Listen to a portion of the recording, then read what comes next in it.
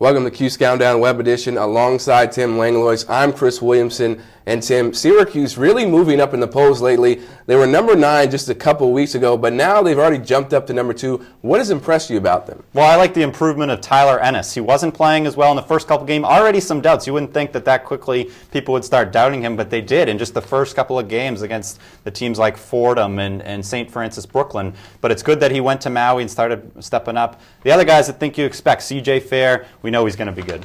All right, and last time out, Syracuse beat Binghamton handily, 93-65. Next up for the Orange will be the Red Storm St. John's at Madison Square Garden. Last time the Orange faced the Red Storm, they had a shellacking against St. John's, 77-58. And 4 players for Syracuse had double figures: James Sutherland, Brandon Trish, Michael Carter-Williams, C.J. Fair. But only one of those guys remained, and that's C.J. Fair.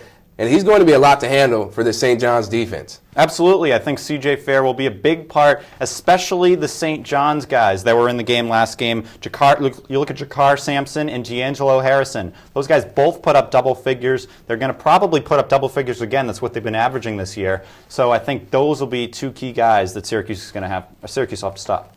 Well, for Syracuse, they have a lot of guard play that they have Syracuse and St. John's, D'Angelo Harrison. On St. John's side, then you have Trevor Cooney, Tyler Ennis on Syracuse side, along with C.J. Fair. That's going to be a big matchup. Yeah, I look at the guard, like you said, I look at the guard play between Trevor Cooney and Tyler Ennis. I think that Trevor Cooney, we know he's been great from 3 at home, but this is interesting because the first time he's gone to a real road game. Obviously, Maui wasn't really a road game, but at Madison Square Garden, certainly there'll be a lot of Orange fans as well, but I think that's the interesting thing. How will he be away from the Dome? Right, and going off of that, this will be Syracuse's real first road test.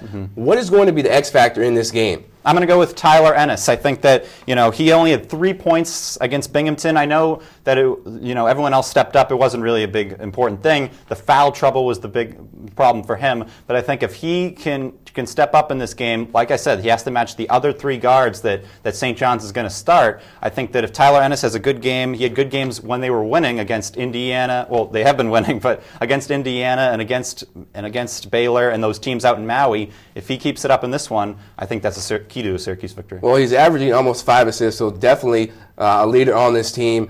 Quickly, what's the prediction for this game? I'm going to go Syracuse 73-65 over St. John's. I think that Syracuse will probably start a little slow in this game. It's a noon game. It's on an NFL Sunday. It's early.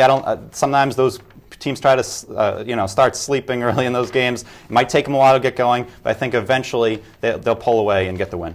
All right. Well, thank you, Tim, for Tim Langlois. I'm Chris Williamson. Make sure to check out the sportsblog.citrustv.net for all the coverage here of Syracuse sports. Have a great night.